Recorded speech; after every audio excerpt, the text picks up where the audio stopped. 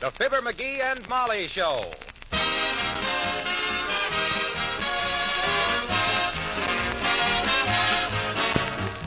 The Armed Forces Radio Service presents the Fibber McGee and Molly Show, a special rebroadcast for all you men and women in the Armed Forces of the United Nations, with music by the King's Men and Billy Mills and the Orchestra.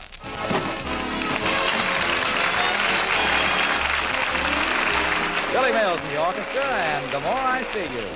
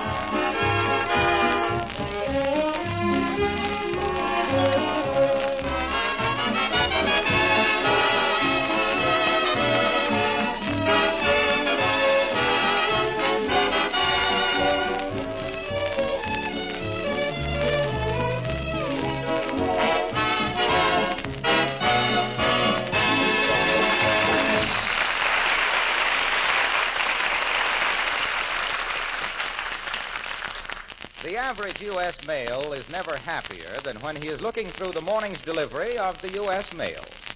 And here at 79 Wistful Vista, the squire is trying to look as important as one postcard, a chain letter, and a gas bill will permit.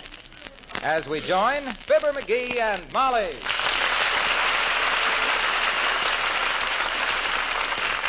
What's the card from, dearie? A friend. What friend? I don't know. That's all the signature there is. A friend. Well, what does it say? It says, "Why don't you rake the leaves off your front lawn? Are you trying to make a slum of this neighborhood? Signed, a friend." Fine friend. Do you recognize the handwriting? It ain't hand-wrote. It's typewritten. I mean, it ain't hand-written. It's type... No, I mean, what I mean... I know what you mean. Yes, I know. Typewritten. And, while I believe that sending anonymous letters is a cowardly, cheap, and awful thing to do, why don't you rake the leaves off the lawn? Fertilizer. What? Why? I'm leaving them there intentionally. Let the snow cover them and let them rot. Next year we'll have the finest lawn in the neighborhood. Fertilizer. Well, yes, there's that. And then, too, if you let those leaves lie there a few thousand years, you'll have it kind of cold. What are those two letters? I haven't opened them yet. This one's kind of heavy. I wonder what... Oh, my goodness, a chain letter. What's the other one? Well, let me see here. Oh, well, I'll be it. Hey, this is from my Cousin Ernest. Oh? My gosh, I haven't seen old Ernest since, well, way before the... Oh, it was long before the... Come to think of it, I don't even know Cousin Ernest. Must be one of the West Side McGees. The what? The West Side McGees. Oh, I guess I never told you about the family feud. No. You see, in 1876, my great-great-grandfather... My great-great-grandfather, Patrick Henry McGee, he got accidentally locked in the smokehouse for 3 days, you see. Yeah. And when he got out, he was so dark, my great-great-granduncle, Macintosh McGee, smacked him with an axe thinking he was an Indian, see? That kind of split the family up. Yes, I can see how it would. But I never was one for family quarrels. What does Cousin Ernest say? Oh, he's coming to visit us for a few days. When? Oh, we got lots of time to get ready for him. He won't be here till the 23rd. Fine, that'll give me time to clean the guest room. McGee, this is the 23rd. What? It is? Well, gee whiz, I got to get busy. Got to get a guest card to the Elks Club and got to line up a couple of poker games and prize fights and got to hello there, Alice. Hello, Mrs. McGee. Mr. McGee, any mail for me? Just a letter from the airplane plant, Alice. They said they hated to see you leave their employ and wished you good luck and enclosed your final paycheck for $39.18. McGee, did you open Alice's letter? Why, certainly not. I was just seeing who it was for, and I happened to be lighting a cigar at the same time, and I happened to get the letter between me and the lighted match, and I read the whole thing before I realized what I was doing. Yes, he was so absent-minded about it, Alice, he had to light 3 more matches before he could make out the amount of the check. Oh, that's all right, Mrs. McGee. Some people might think he was a nosy little snoop, but I know it was just a friendly interest. Hey, don't make too many social commitments for the rest of the week, kid. I may want to arrange a few dates for my cousin Ernest. He's coming to visit us. Maybe he's married, McGee. Oh, I doubt if Ernest is married. None of the West Side McGees ever got married until late in life. Cousin Hubert didn't get married till he was 87. Yeah, then he married a kid of 65. Everybody said he was silly marrying a girl 22 years younger than himself. But they were very happy until he died 20 years later. Broke his neck falling off his polo pony. Well, what does your cousin Ernest look like, Mr. McGee? Frankly, Alice, I don't quite remember Cousin Ernest. But all the West Side McGees were good looking. My great-uncle Folsom used to pose for collar ads. Creepers, really? Yes, indeed. Yeah. Then the harness business folded up and he had to go to work. You keep a few evenings open this week, Alice. I think you'll like Cousin Ernest. If he's like the rest of them West Side McGees, he'll keep you out dancing till the cows come home. I used to go with a boy like that. He kept me out dancing till the cows came home and then got sore because I wouldn't help him with the milking. Well, he'll probably be here by dinner time, Alice. You can meet him then. Oh, that'll be super, Mrs. McGee. Gee, I hope he's tall and handsome with lots of money. Oh, what am I saying? What do I care how tall or handsome he is? Well, goodbye now. I'll go upstairs and check over my engagement book.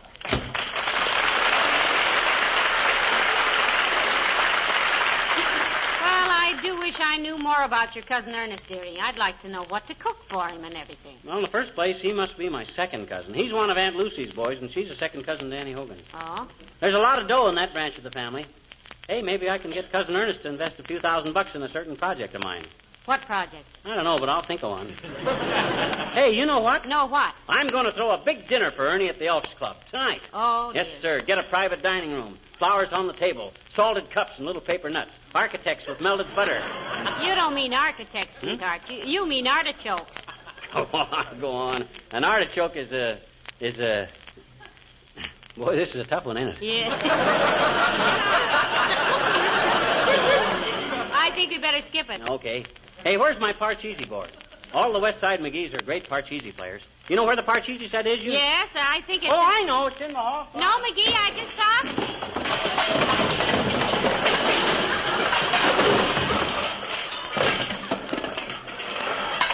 Upstairs on the table in the hall. Incidentally, remind me to straighten out that closet one of these days.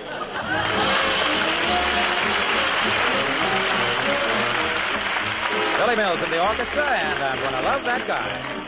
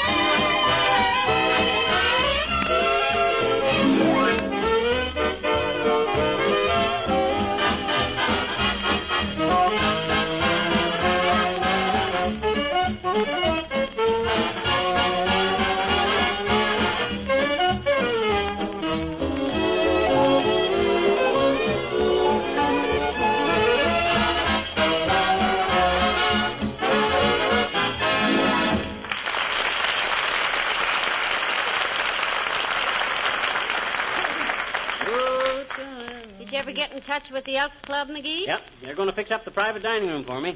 Going to have squab, corn on the cob, architects with melted butter, Artichokes with melted butter, and crepe Suzettes for dessert. Isn't squab pretty expensive? The chef is a friend of mine. He's giving me a special rate.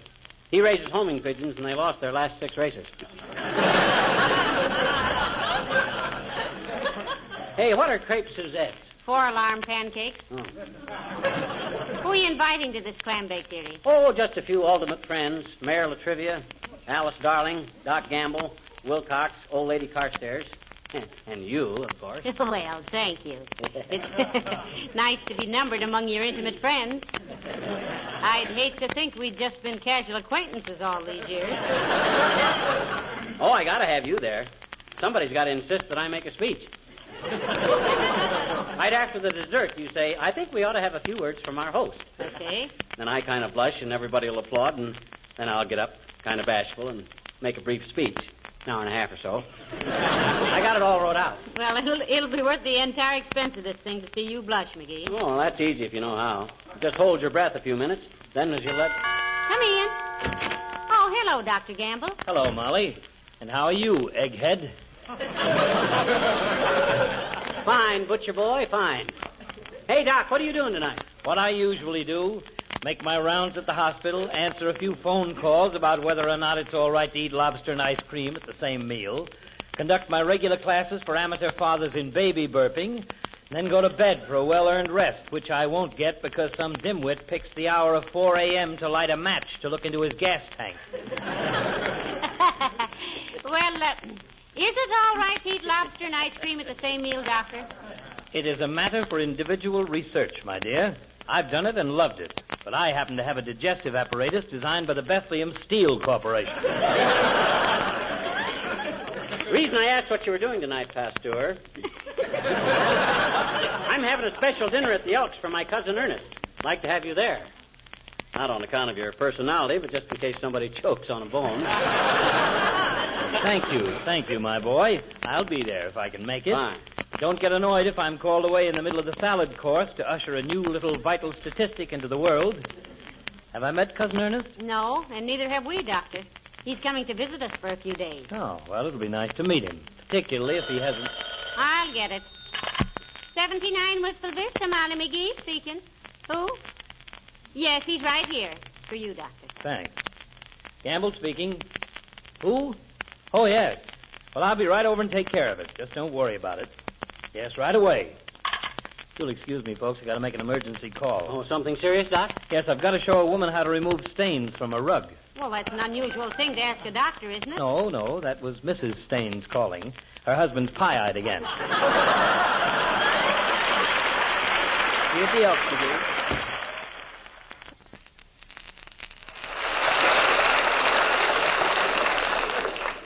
Hadn't you better get down to the Elks and see if everything is all right for your dinner party? Hey, I guess I better head at that. I got to confer with the chairman of the Greens Committee. The Greens Committee? Yeah, I want to be sure there's no sand in the spinach tonight. You can help arrange with the flowers on the table, and then Hello, you can... Molly. Hello, pal. Hello, Mr. Wilcox. Junior, you're just the guy I wanted to see. You free for dinner tonight? Well, I was taking my wife out to a Chinese restaurant. Every now and then she gets the end for some gung far chi and lim tui. Well, looky, Junie. I got a cousin coming for a visit, and I'm throwing a little marshmallow roast at the Elks. Why don't you bring your sparring partner and join us? Yeah, I'd love to, pal. Hey, let me use your phone, and I'll check with Sugarface. Help yourself, Mr. Wilcox. Tell her it's strictly informal, plaid tie and toothpicks. Okay. Hello, operator. Give me Westwood 00001. You must have known somebody to get a low number like that.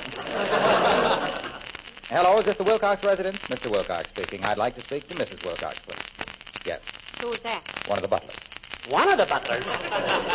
Yes, Tilly Butler does the house cleaning. Pete Butler washes the window. Hello, Dreamboat. This Daddy's little taffy apple? How long has he been married? I'm beginning to wonder if he is married. Listen, honey lip. Remember Mr. McGee? Yes. Only you mustn't talk like that, lovely goodness. They'll take our phone out. Well, look, we're invited to have dinner with the McGees at the Elks Club tonight. Huh? Oh, but you can do that in 20 minutes or less, dear. Remember what Daddykins is always telling you? What are you always telling her, Daddykins? Quiet, McGee. Look, jelly cake. Oh. Yes. All right, Spaniel Eyes.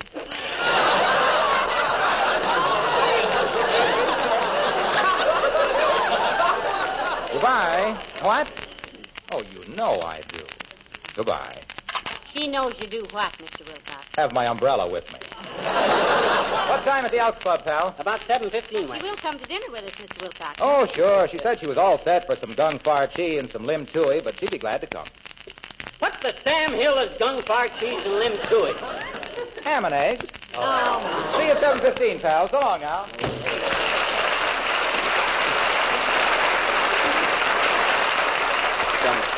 Never mind them, dearie. We better be getting downtown. Yeah. Your Cousin Ernest might be here any minute. Say, what if he calls while we're gone? Oh, I'll leave a note on the telephone. My God. I never would have thought of that. Yeah. Oh, my gosh, I wonder if that'd be Cousin Ernie. Maybe it is. Come in. Heavenly days, it's Mrs. Carstairs. Hello, Mrs. Carstairs. How do you do, my dear? Good day, Mr. McGee. Carsty, you're as welcome as a tax refund. Where are you tying on the feed bag this PM, kiddo? I'm sorry to appear obtuse, Mr. McGee, but would you mind translating that into English? Remember, I haven't had all your disadvantages. Well, he was just asking if you have any engagement for dinner tonight, Mrs. Carstairs. Himself here is giving a little dinner party for her cousin in the private dining room at the Elks Club. Well, thank you so much. I shall be glad to come. Although, due to a previous engagement, which is part of my personal program of cultural development, I must scram quite early. Well, scram anytime you like, Carsty. You got to get home for something? My music lesson, Mr. McGee. Heavenly days, dearie. Are you studying music? Piano? No. Banjo? No.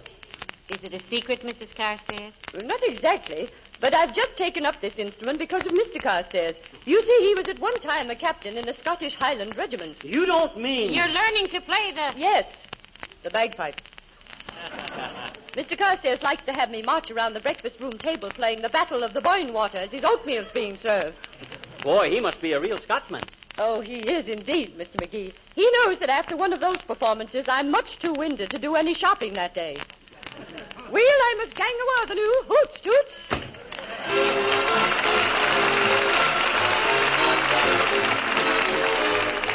The King's Men sing A Kiss Goodnight.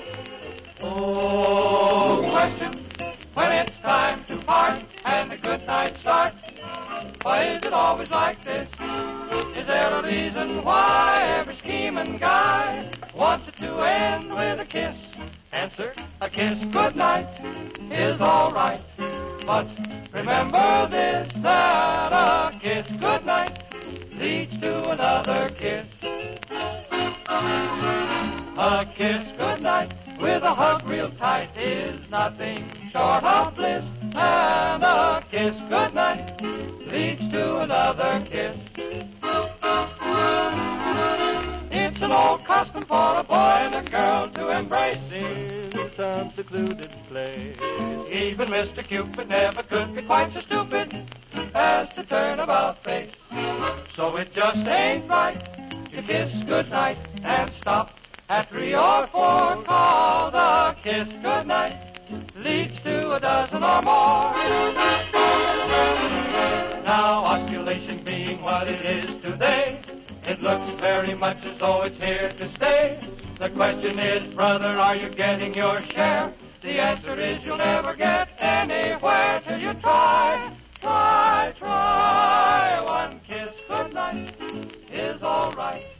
But remember this, that a kiss goodnight always means 3 or 4, 5, 6, 7, 8, 9, 10, 11.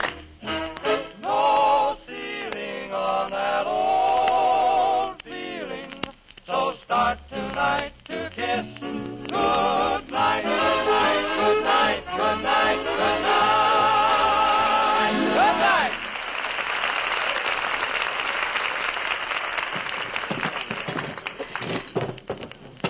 All right, boys. I need one more chair on this side of the table. Yeah, that's it.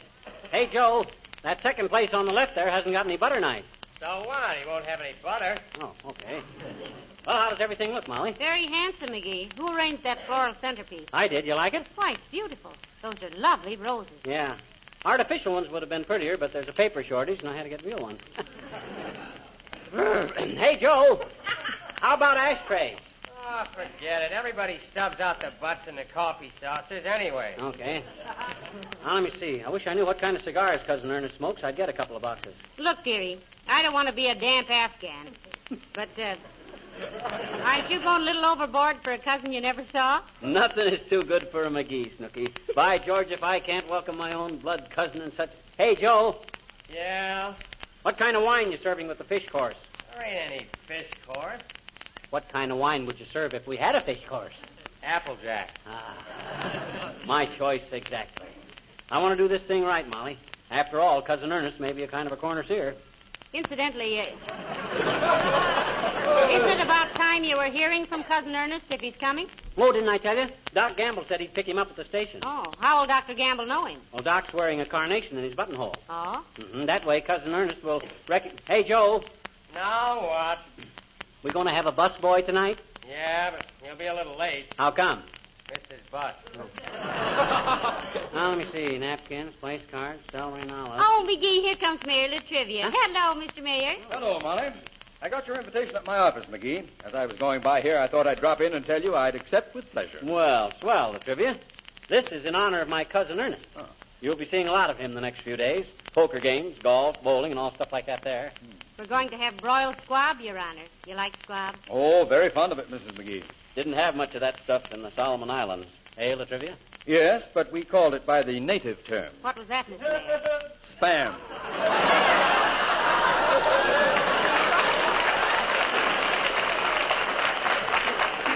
Our food was all right, but in some of the officers' messes, they had Some of the what, LaTrivia? In some of the officers' messes, they had... Isn't that just sour grapes, Mr. Mayor? Isn't what just sour grapes, Mrs. McGee?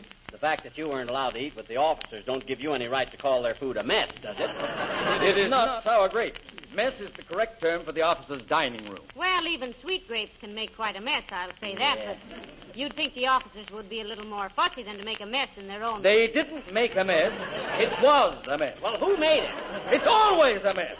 I mean, in the service, the eating quarters are always a mess. Because... Now, just a darn minute. Just because you're in civics You now... listen to me, McGee. You're always getting me into one of these verbal brawls, but by George... Boys. Stop that shouting, my goodness. I was merely saying, Mrs. McGee, that in an officer's mess... Well, why did they always serve grapes if it made such a mess? They didn't always serve grapes. They never served grapes. In the 3 years I spent in the Coast Guard, I never saw a grape. That's because you weren't an officer, I guess. Yeah. That's really what you're griping about, LaTrivia, because you had to eat with the enlisted men. I'm not graping about anything. I mean, if the officers needed grapes, their mess would... If the officers mess, what I'm trying to tell you is that an officer's grape, I mean, if they made a mess,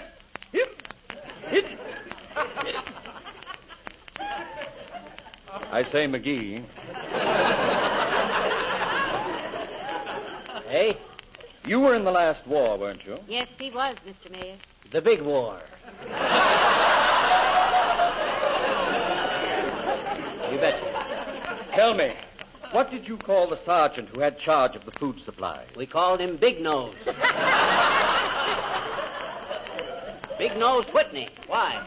But what was his official title? He didn't have any title. He was an American.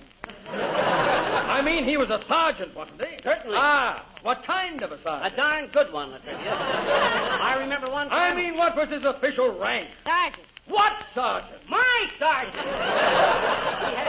Hey, where are you going, LaTrivia? Down to the post office, McGee. If I'm not back here for dinner, I've re-enlisted!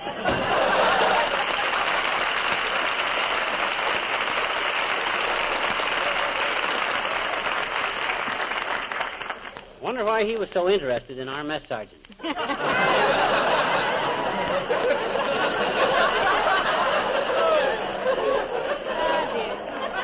Search me. Frankly, I'm getting a little worried about your Cousin Ernest. Oh, he'll be along any minute now. Doc Gamble will find him. When I think of the expense you've gone through for this dinner, and then if he didn't show up... Ah, pata, shucks, it's only money. Hey, Joe. Yeah? Them squabs ready for the oven?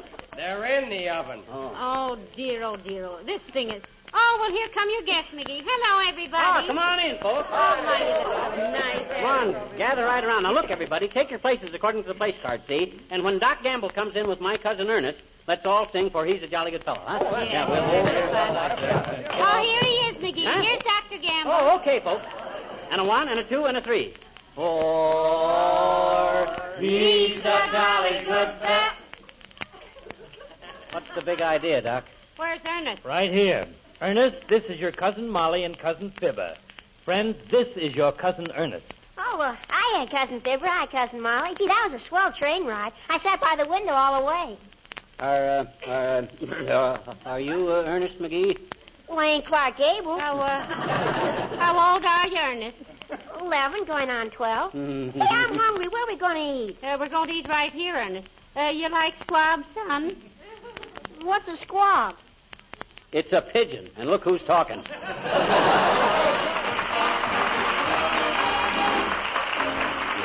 Billy Mills and the orchestra, and I'm beginning to see the light.